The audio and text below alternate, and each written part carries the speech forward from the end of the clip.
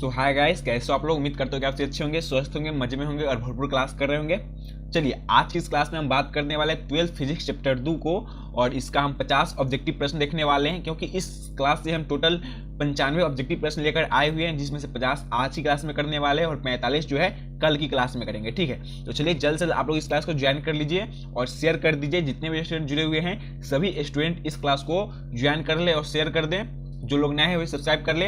आज की इस क्लास को करने के बाद आपकी 8 से 10 मार्क्स जो है कि कंप्लीट हो जाएगी, बिल्कुल 8 से 10 मार्क्स कंप्लीट हो जाएगी। तो चलिए जल्द से जल्द आप लोग सब्सक्राइब कर लीजिए और शेयर कर दीजिए। तो चलिए यहां से आपकी क्लास को हम स्टार्ट करते हैं।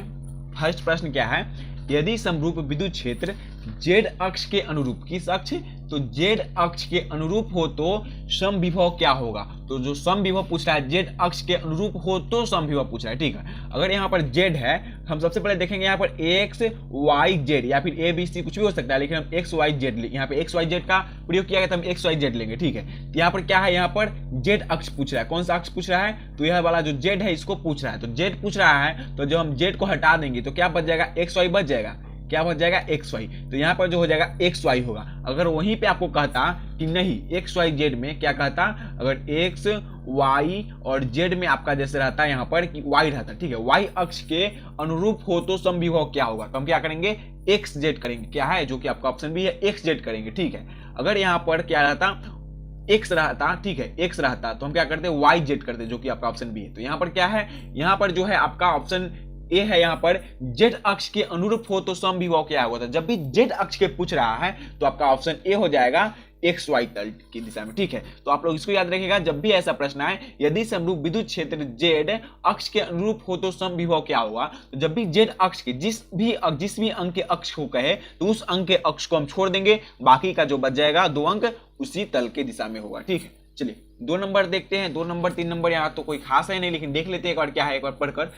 प्रत्येक आर त्रिज्या तथा क्यू आवेश से आवेशित 8 छोटे बूंदों को मिलाकर एक बड़ा बूंद बनाया जाता है, तो बड़े बूंद की स्थितिज ऊर्जा प्रत्येक छोटे बूंद की तुलना में क्या होगा। तो जो बड़ा बूंद है उसकी स्थितिज ऊर्जा छोटे बूंद की तुलना में आपका 32 गुना हो जाएगा। याद रखिएगा, बड़े बूंद की तुलना में छोटे बूंद की जो स्थितिज ऊर्जा है तो वह 32 गुना हो जाएगा। चलिए 3 नंबर देखते हैं। 3 नंबर में क्या है, 3 नंबर में है, एक समांतर प्लेट संधारित्र में पारा वैद्युतांक 6 वाला पारा वैद्युत भरना है, प्लेटों के बीच की दूरी कितनी गुनी कर देने पर धारिता पूर्ववत बनी रहेगी। तो जो प्लेट की दूरी है उसको हम 6 गुनी बड़ी कर देंगे ना, तो उसकी जो धारिता है वह पूर्ववत बनी रहेगी। याद रखिएगा, 6 गुनी कर देने पर।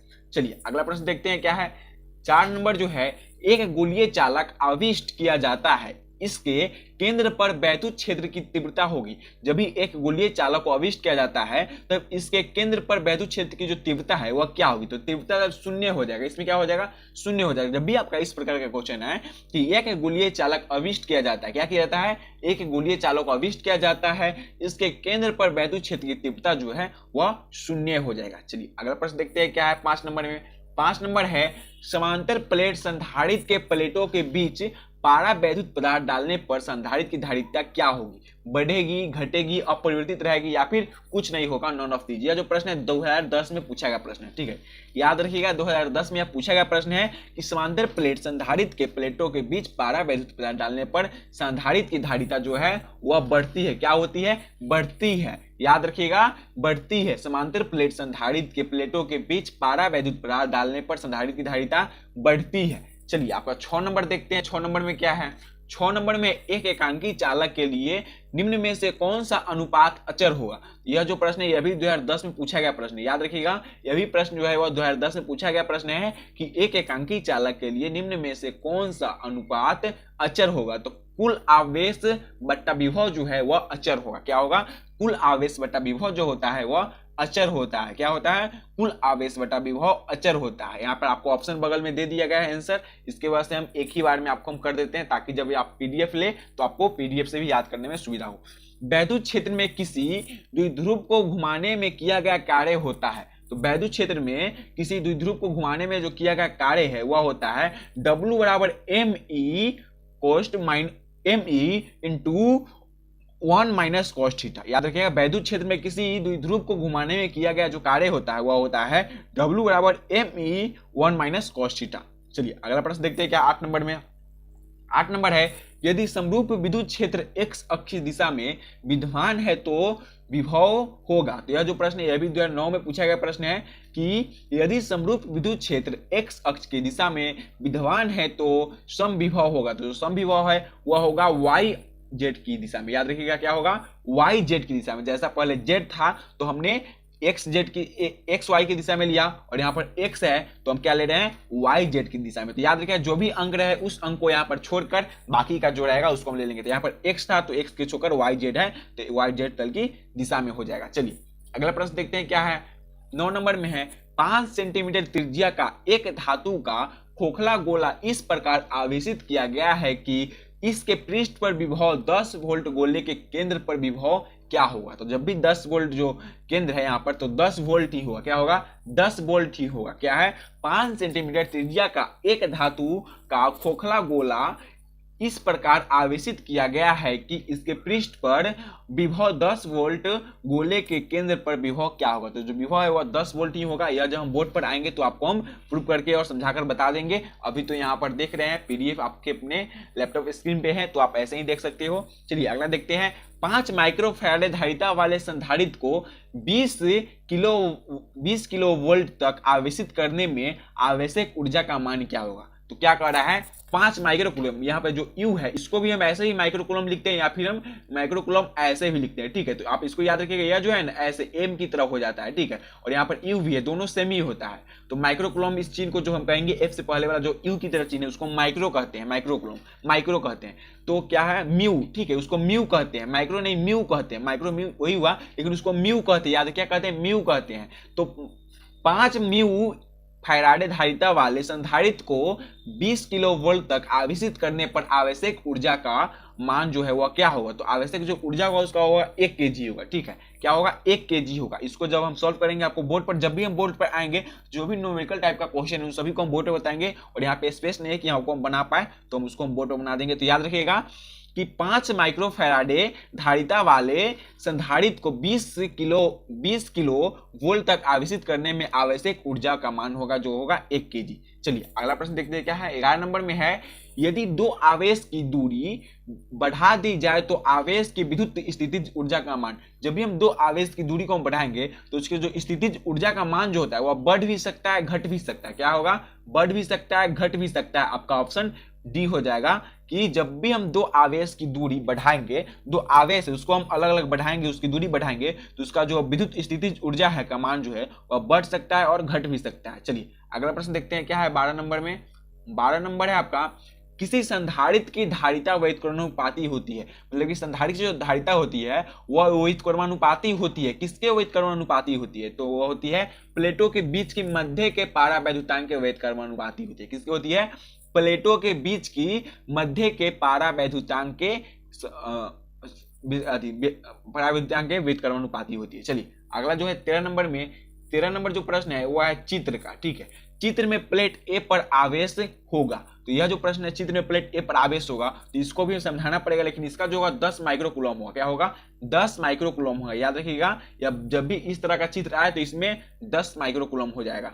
चलिए यहाँ पर जो 14 नंबर प्रश्न है वह पूछा गया है 2009 में और बोर्ड मॉडल प्रश्न भी है। यह जो प्रश्न है 2009 में पूछा गया है कि किसी विभवमापी की संवेदनशील को बढ़ाने के लिए क्या किया जाता है। तो जब भी हम किसी विभवमापी की संवेदनशील को बढ़ाने के लिए हम इसकी धारा को घटानी चाहिए। जब क्या कर रहा है, जब विभवमापी की संवेदनशीलता जो है उसको बढ़ाएंगे तो उसके लिए हम इसकी धारा जो है धारा को घटाएंगे। ठीक है, तभी इसकी हम संवेदनशीलता को बढ़ा पाएंगे। तो धारा को घटाएंगे तब संवेदनशीलता को हम बढ़ाएंगे। यह जो प्रश्न है बहुत ही इजी प्रश्न है, इसको देखते बन जाता है। यह जो प्रश्न है 13 में पूछा गया प्रश्न है क्या है, ए तथा बी के बीच समतुल्य धारिता होगी। तो ए तथा बी के बीच जो समतुल्य धारिता है, यह जो धारिता होगी आपका 20/9 माइक्रोफैराडे। क्या होगा, 20/9 माइक्रोफैराडे हो जाएगा इसका ए से बीच की तुल्य की धारिता। ठीक है, चलिए अगला प्रश्न देखते हैं क्या 16 नंबर में। 16 नंबर में है, अलग अलग त्रिज्याओं के दो गोले की अलग अलग त्रिज्याओं के दो गोलों पर समान आवेश दिए जाते हैं तो विभव क्या होगा। जब भी हम अलग अलग त्रिज्या पर दो समान आवेश देते हैं तो उसका जो विभव होगा वो विभव क्या होगा। तो छोटे गोले पर ज्यादा होगा। क्या होगा, छोटे गोले पर जो है उसका विभव ज्यादा होगा। जब आपको हम पढ़ाए होंगे या सेकेंड चैप्टर का जब कुछ इंपॉर्टेंट शब्द जो है उसको हम पढ़ाए होंगे तो उसमें आपको हम समझाए थे कि जब भी हम दो यहाँ पे अलग अलग त्रिज्या जब भी है तो त्रिज्या को अलग अलग गोले पर समान हम आवेश देंगे तो जो विभव होगा वो कैसा होगा, छोटे वाला जो गोला है ना उस पर ज्यादा होगा। तो क्या होगा, समान आवेश हम दोनों पर दे रहे हैं लेकिन जो ज्यादा है जिसमें उस पर क्या होगा, कम होगा, और जो छोटा है उस पर ज्यादा प्रभाव पड़ेगा। यही बात है इसमें। चलिए 17 नंबर क्या है, 17 नंबर में है समांतर प्लेट संधारित्र के प्लेट के बीच आकर्षण बल होता है। तो क्या है, समांतर प्लेट संधारित्र के प्लेट के बीच आकर्षण बल जो होता है वह होता है Q² upon epsilon not AK। क्या होगा, Q² upon epsilon not AK। यहाँ जो 2 नंबर पर 18 नंबर जो प्रश्न है इसको छोड़ देते हैं, अगला देखते हैं क्या है 19 नंबर जो प्रश्न है इसको देखिए। त्रिज्या R के छल्ले पर धन आवेश Q एक समान वितरित है, अनंत पर विभव का मान 0 लिया गया है। छल्ले की केंद्र पर क्या होगा, तो जो छल्ले की केंद्र है उस पर होगा विभव जो होगा विभव हो जाएगा Q/4 pi epsilon not R। क्या होगा, Q/4 pi epsilon not R। चलिए अगला प्रश्न देखते हैं क्या है 20 नंबर जो प्रश्न है, 20 नंबर भी उसी तरह है और चलिए पढ़ लेते हैं, पढ़ने में क्या हर्ज है। त्रिज्या R के, त्रिज्या को तो हम R से सूचित करते हैं, ये तो हम 9-10 से ही जानते हैं। तो त्रिज्या के एक छल्ले पर आवेश धन आवेश Q एक समान विपरीत है, अनंत पर विभव का मान 0 लिया गया है। छल्ले के केंद्र से x अक्ष की दूरी पर छल्ले के अक्ष पर विभव का जो मान होगा वह क्या होगा, तो इसको भी बनाना पड़ेगा लेकिन वह जो मान होगा वो आपका फॉर्मूला है। ये सब आपको फॉर्मूला है, ठीक है, इसको याद करने के लिए फॉर्मूला ही काफी है। जब भी इसमें मान दिया रहेगा ना, ठीक है, तो मान दिया रहे तो हम इसको रखेंगे इस फॉर्मूला पर, उसको हम निकालेंगे। लेकिन यहाँ पे फॉर्मूला ही पूछता है तो जहाँ पे आप जिस कोचिंग भी इंस्टीट्यूट में, जिस भी कोचिंग या इंस्टीट्यूट में पढ़ रहे होगे आप लोग, तो वहां पर आपको यह सब करके बताया गया होगा, ठीक है। तो आप लोग उस फॉर्मूला को एक कॉपी में नोट कर लीजिएगा और उसको रिवाइज कीजिएगा, पढ़िएगा। वैसे हम एक फॉर्मूला जो है फिजिक्स के टोटल फॉर्मूला का हम एक PDF तैयार कर रहे हैं जिसमें कि हम आपको बता देंगे, ठीक है। तो उसका जो आंसर हो जाएगा Q/4 pi epsilon not √R² plus x²। चलिए अगला प्रश्न देखते हैं क्या है 21 नंबर जो है, 21 नंबर में है त्रिज्या के एक छल्ले पर धन आवेश Q एक समान विपरीत अनंत पर विभव का मान 0 लिया जाता है। क्या लिया जाता है, 0 अर्थात 0 लिया जाता है। छल्ले की केंद्र से x दूरी पर स्थित अक्षीय बिंदु पर वैद्युत क्षेत्र की तीव्रता जो है वह तीव्रता क्या हुआ, तो Qx/4 pi epsilon not R² plus x², उसका क्या होगा 2.5 हो जाएगा, ठीक है, 1.5 हो जाएगा। 3/2 है तो उसका 1.5 हो जाएगा, 1.5 गुना। चलिए अगला देखते हैं 22 नंबर जो है, 22 नंबर में आपका एक समविभवी तल के एक बिंदु से दूसरे बिंदु तक ले जाने में आवेश पर क्षेत्र द्वारा किया गया कार्य क्या होगा। जब भी बात करेंगे हम एक समविभव तल के एक बिंदु से दूसरे बिंदु तक ले जाने में आवेश के द्वारा किया गया जो कार्य हो जाएगा वह 0 होगा। याद रखिएगा 0 होगा। जब भी इस तरह की क्वेश्चन है तो किया गया क्षेत्र का, आवेश के क्षेत्र का किया गया कार्य जब पूछे तो उसमें हम 0 होगा उसका आंसर, ज्यादातर 0 ही होता है और यहाँ पर भी 0 है।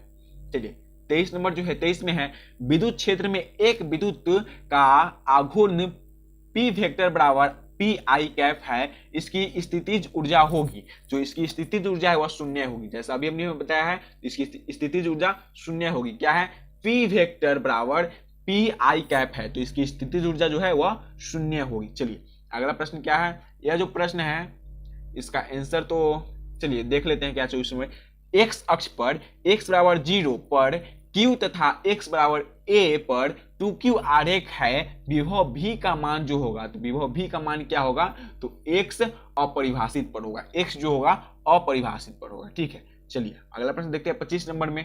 25 नंबर जो प्रश्न है इसको देख लेते हैं। किसी बिंदु P से R दूरी पर आवेश Q रखा गया है, P पर विभव V है, P से R दूरी पर पूर्ण आवेश से अलग अतिरिक्त आवेश माइनस Q रखा गया है, P पर विभव हो जाएगा, तो जो P पर विभव होगा वह भी 0 होगा। वैसे यह प्रश्न पूछेगा नहीं लेकिन हम एक बार बता दिए हैं, जब हम ले लिए अपने PDF में तो इसको हटा के बता दिया जिसका 0 हो जाएगा। यह जो 2-3 प्रश्न है इस सबको पूछेगा नहीं। और यहाँ से हम देखते हैं आगे। हाँ चलिए 31 नंबर से हम देखते हैं, 1 मिनट से पहले पानी पी। चलिए यहाँ से आपकी क्लास को हम शुरू करते हैं। 31 में क्या है, एक चालक खोखले गोले के केंद्र पर आवेश Q है, चालक पर नेट आवेश 0 है, चालक की भीतरी सतह पर आवेश होगा। तो चालक की भीतरी सतह है उस पर आवेश -Q होगा। कैसे होगा अभी हम बताएंगे, लेकिन देखिए -Q होगा। क्या कह रहा है आपका प्रश्न, एक चालक खोखले गोले के केंद्र पर आवेश Q है। क्या है, खोखले गोले के केंद्र पर आवेश Q है, चालक पर नेट आवेश 0 है, चालक की भीतरी सतह पर आवेश जो होगा वह -0 होगा। ठीक है, चलिए 32 नंबर जो है, 32 नंबर में है, एक चालक खोखले गोले के केंद्र पर आवेश Q है, चालक पर नेट आवेश 0 है, चालक की बाहरी सतह पर आवेश क्या होता है, बाहरी सतह पर +Q होगा। जब भी भीतरी सतह का है, ठीक है, क्या कहे, जब भी भीतरी सतह का है तो भीतरी सतह पर माइनस हो जाएगा और बाहरी सतह का है तो बाहरी सतह पर प्लस हो गया। उत्तल अवतल वाली बात हो गया, भीतरी हो गया माइनस और बाहरी हो गया प्लस। ठीक है, तो यहाँ पे बाहरी कहा है तो बाहरी हो गया प्लस। और 33 नंबर जो है, एक चालक खोखले गोले के केंद्र पर आवेश Q है, चालक पर नेट आवेश 0 है, चालक के केंद्र से क्षेत्र रेखाएं क्या होगी, तो चालक के केंद्र है उसे क्षेत्र रेखाएं जो है वह हो जाएगी आपकी त्रिज्य चलेगी, चालक में 0 होगी एवं बाहर त्रिज्य चलेगी। क्या होगी, त्रिज्य चलेगी, चालक में 0 होगी एवं बाहर त्रिज्य चलेगी। चलिए यहाँ पर आपका 34 नंबर जो है, 34 नंबर में है, त्रिज्या 1 सेंटीमीटर के दो चालक गोले 1 मीटर से नियुक्त है, दोनों पर समान आवेश 1 माइक्रोकूलम दिया गया है, एक गोले पर विभव V0 है, अनंत पर विभव 0 है, दूसरे गोले का विभव क्या होगा, तो दूसरे गोले है उस पर भी विभव जो होगा वह V0 होगा। क्या होगा, V0 होगा। त्रिज्या 1 सेंटीमीटर के दो चालक गोले 1 मीटर से नियुक्त है, दोनों पर एक समान आवेश 1 माइक्रोकूलम दिया गया है, एक गोले का विभव V0 है, अनंत पर विभव 0 है, दूसरे गोले का विभव जो होगा वह V0 होगा। चलिए यह जो 31 नंबर है इसको चलिए एक बार पढ़ लेते हैं। क्या है 35 नंबर जो इसको पढ़ लेते हैं। त्रिज्या 1 सेंटीमीटर के दो चालक गोले 1 मीटर से नियुक्त है, दोनों पर समान आवेश 1 माइक्रोकूलम दिया गया है, एक गोले का विभव V0 है, अनंत पर विभव 0 है। अब दोनों गोले को संपर्क में लाया गया, संपर्क में स्थित गोले के लिए जो होगा वह हो जाएगा, दोनों गोले पर आवेश जो है समान होगा। यह तो आपको ऐसे पूछेगा नहीं, ठीक है, यह जो है पूछेगा नहीं, इसको छोड़ दीजिए। ऐसे एक बार हम पढ़ लिए हैं, फिर से हम पढ़ लेते हैं ताकि आपको समझ में आ जाए।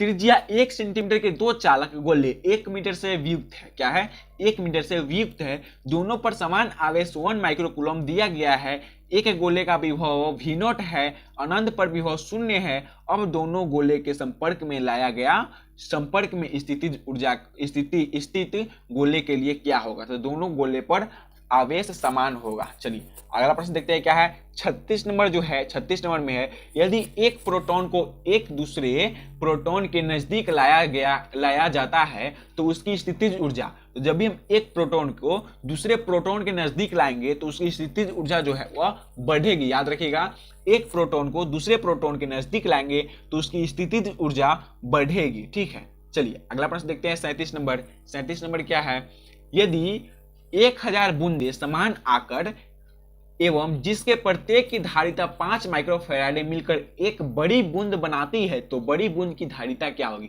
तो बड़ी बूंद की धारिता है 50 माइक्रोफैराडे होगी। क्या होगी, 50 माइक्रोफैराडे होगी। चलिए क्या था आपका प्रश्न कि यदि 1000 बूंदे एवं जिसमें प्रत्येक की धारिता 5 माइक्रोफैराडे मिलकर एक बड़ा बूंद बनाती है तो बड़ी बूंद की धारिता क्या होगी, 50 माइक्रोफैराडे होगी। क्या होगी, 50 माइक्रोफैराडे।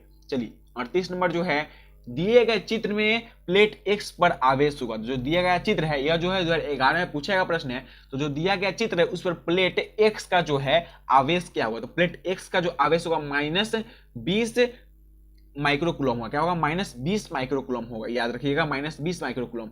चलिए यहाँ पर जो है आपका 39 नंबर जो है, 39 में A तथा B बिंदु के बीच की समतुल्य धारिता, तो A तथा B की बिंदु के बीच की समतुल्य धारिता जो है वह है 5/4 माइक्रोफैराडे। इसको जब हम बोर्ड पर आएंगे उसमें आपको हम सॉल्व करके बता देंगे, 5/4 माइक्रोफैराडे हो जाएगा। यह जो प्रश्न है इसको याद रखिएगा, 64 यहाँ पे 64 बोल रहा है। 40 नंबर जो है बहुत बार पूछा गया है, 13 में 15 में और 16 में। याद रखिएगा 13 में 15 में और 16 में पूछा गया प्रश्न है और बोर्ड मॉडल प्रश्न है। 64 समरूप बूंदे जिसमें प्रत्येक की धारिता 5 माइक्रोफैराड है। क्या है, 64 समरूप बूंदे जिसमें प्रत्येक की धारिता 5 माइक्रोफैराडे है मिलकर एक बड़ी बूंद बनाती है, बड़े बूंद की धारिता क्या है? तो बड़े बूंद की जो धारिता है वह हो जाएगी 20 माइक्रोफैराडे। क्या हो जाएगी? यह तो बहुत ही इजी है, जब भी ऐसा प्रश्न है उसमें 20 माइक्रोफैराडे मार दीजिएगा, कन्फर्म सही होगा कि 64 समरूप बूंदे जिसमें प्रत्येक की धारिता 5 माइक्रोफैराडे है मिलकर एक बड़ी बूंद बनाती है, बड़े बूंद की धारिता क्या होगा? तो 20 माइक्रोफैराडे होगा। चलिए अगला जो प्रश्न है इसको देखते हैं। यह जो प्रश्न है आपका 41 नंबर, यह भी पूछा गया है 2017 में, ठीक है, 17 में पूछा गया है और बहुत ही इजी प्रश्न है। विद्युत क्षेत्र ई वेक्टर से लंबवत रखे विद्युत द्विध्रुव का आघूर्ण पी वेक्टर है। क्या है? विद्युत क्षेत्र ई वेक्टर से लंबवत रखे विद्युत द्विध्रुव का आघूर्ण जो है पी वेक्टर है। इस स्थिति में द्विध्रुव की स्थितिज ऊर्जा शून्य मान लेने पर ई वेक्टर और पी वेक्टर के बीच थीटा कोण की स्थिति में द्विध्रुव की स्थितिज ऊर्जा क्या होगी? तो जो द्विध्रुव की स्थितिज ऊर्जा है थीटा कोण की स्थिति में minus P vector into E vector होगी। क्या होगी? Minus P vector into E vector होगी। चलिए अगला जो है 42 नंबर, इलेक्ट्रॉन वोल्ट अर्थात ईवी द्वारा मापा जाता है। यह जो प्रश्न 15 में और 16 में पूछा गया है। तो इलेक्ट्रॉन वोल्ट द्वारा ऊर्जा को मापते हैं, ये सब हम सभी जानते हैं। इलेक्ट्रॉन वोल्ट द्वारा हम किसे मापते हैं? तो इलेक्ट्रॉन वोल्ट द्वारा हम ऊर्जा को मापते हैं, ठीक है, याद रहे किसको मापते हैं? तो इलेक्ट्रॉन वोल्ट द्वारा हम ऊर्जा को मापते हैं। चलिए अगला प्रश्न देखते हैं। अगला क्या है? 43 नंबर जो है, 43 नंबर में है 2 कूलम आवेश को एक बिंदु से दूसरे बिंदु तक ले जाने में 20 जूल कार्य की आवश्यकता होती है। इन दोनों बिंदुओं के बीच वोल्ट में विभव होगा, विभवांतर होगा। तो क्या है? 2 कूलम आवेश को एक बिंदु से दूसरे बिंदु तक ले जाने में 20 जूल कार्य आवश्यक होता है। इन दोनों बिंदुओं के बीच वोल्ट में जो विभवांतर है वह हो जाएगा 10। क्या होगा? 10 हो जाएगा, याद रखिएगा 10। चलिए अगला प्रश्न है क्या है? 44 नंबर, 44 में है विद्युत क्षेत्र E और विभव V के बीच संबंध होगा। तो विद्युत क्षेत्र E और विभव V के बीच जो संबंध है वह होगा E बराबर माइनस dV बटा dx। क्या हो जाएगा? E बराबर माइनस dV बटा dx। याद रखिएगा विद्युत क्षेत्र E और विभव V के बीच संबंध हो जाएगा E बराबर माइनस dV बटा dx। चलिए अगला जो प्रश्न है 45 नंबर, 45 में यदि किसी खोखले गोलीय चालक को धन आवेशित किया जाए तो उसके भीतर का विभव होगा। तो जब भी हम किसी खोखले गोलीय चालक को हम धन आवेशित करेंगे, याद रखिएगा धन आवेशित प्लस, तो धन आवेशित करेंगे तो उसके भीतर का जो विभव हो जाएगा वह धनात्मक और समरूप हो जाएगा। क्या हो जाएगा?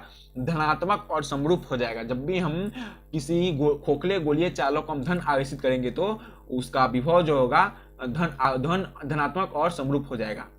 चलिए 46 नंबर जो है, 46 नंबर में है एक बिंदु आवेश Q से r दूरी पर विद्युत विभव का मान होगा। तो एक बिंदु आवेश Q से r दूरी पर विद्युत विभव का जो मान है वो 1/4 pi epsilon not Q into r हो जाएगा। क्या हो जाएगा? 1/4 pi epsilon not Q into r हो जाएगा। यह जो है यह भी फॉर्मूला है और आप इसको नोट कर लीजिएगा, याद कर लीजिएगा। हम फॉर्मूला का ऐसे एक स्पेशल क्लास देने वाले हैं, लेकिन जो भी आपके सर हैं वो दिए हुए हैं तो उसको एक जगह एगो पेज में, 2 पेज, 3 पेज में हटेगा, उसको लिख लीजिएगा। विद्युतीय विभव की बीमा है। तो विद्युतीय विभव की बीमा क्या होती है? तो बीमा सूत्र निकालने तो आपको आता ही होगा। तो विद्युतीय विभव की जो बीमा है वह है ml² T−3A−1। क्या है? ml² T−3A−1। चलिए अगला प्रश्न देखते हैं क्या है। यहाँ पर समझने वाली प्रश्न है क्योंकि यहाँ पर ई वेक्टर जो है यह बॉक्स में है। तो पी वेक्टर द्विध्रुव आघूर्ण वाला द्विध्रुव विद्युतीय क्षेत्र ई वेक्टर में स्थापित किया जाए तब इसकी स्थितिज ऊर्जा क्या होगी? तो इसकी स्थितिज ऊर्जा जो है minus P vector dot E vector होगी। याद रखिएगा minus P vector dot E vector होगा, ठीक है। इसको ध्यानपूर्वक याद रखिएगा कि पी वेक्टर द्विध्रुव आघूर्ण वाला द्विध्रुव विद्युतीय क्षेत्र ई वेक्टर में स्थापित किया जाए तब इसकी स्थित ऊर्जा जो है minus P vector dot E vector होगी। चलिए 49 नंबर क्या है? 49 में है 3 संधारित्र जिसमें प्रत्येक की धारिता C है, श्रेणी क्रम में जोड़े गए हैं, परिणामी धारिता का मान क्या होगा? तो क्या है? 3 संधारित्र जिसमें प्रत्येक की धारिता C है, श्रेणी क्रम में जोड़े गए हैं, परिणामी धारिता का जो मान है वह क्या होगा? यह जो है 2017 में पूछा गया प्रश्न है। क्या पूछा गया प्रश्न है? तो यह 2017 में पूछा गया प्रश्न है। तो इसका जो आंसर हो जाएगा आपका, बिल्कुल इसका आंसर हो जाएगा C/3। क्या कर रहा है? 3 संधारित्र जिसमें प्रत्येक की धारिता श्रेणी क्रम में है। यहाँ पर श्रेणी क्रम जब भी कहे तो श्रेणी क्रम में हम इसी तरह जोड़ेंगे, C/1 हो जाता है। क्या होता है? एक मिनट हम देख लेते हैं। हाँ, इसका जो फॉर्मूला होता है वह C/1 हो जाता है, ठीक है। तो इसका जो हो जाएगा 1/C सी 1/3 होता है, ठीक है। तो 3 का 3 रह जाएगा, प्लस होता है 1/3। तो सी क्या है, 1 है, सी का मान जो है 1 है, इसको जब हम प्लस करेंगे तो c/1 हो जाएगा, ठीक है, c/3 हो जाएगा। और ये समांतर क्रम में रहता तो यह जुड़ता, एक अंक में होता, ठीक है, 3c होता। समांतर क्रम में रहता तो 3c होता, और श्रेणी क्रम में है, सबसे पहली बात यह श्रेणी क्रम में है, इसीलिए है c/3। अगर समांतर क्रम में रहता तो यह हो जाता 3c। चलिए अगला प्रश्न देखते हैं। अगला जो है न्यूमेरिकल है, लेकिन एक बार पढ़ लेते हैं क्या है। आवेश 5 × 10⁻28 कूलम तथा -3 × 10⁻28 कूलम के बीच दूरी 16 सेंटीमीटर है। इन्हें जोड़ने वाली रेखा पर धन आवेश से कितनी दूरी पर विभव शून्य हो जाएगा। तो 10 से 40 सेंटीमीटर ऋण आवेशित पर यह शून्य हो जाएगा। कहाँ हो जाएगा, 10 से 40 सेंटीमीटर पर यह ऋण आवेशित शून्य हो जाएगा, ठीक है। चलिए अगला प्रश्न देखते हैं। अगला प्रश्न जो है, यहाँ से हम आज की क्लास में 50 ही प्रश्न करेंगे, और उम्मीद करता हूँ कि आप लोगों को यह क्लास पसंद आया होगा। इस चैनल को लाइक, सब्सक्राइब और शेयर कर दीजिएगा, शेयर करना बिल्कुल नहीं भूलिएगा। चलिए आज की क्लास में हम इतना ही कर पाएंगे।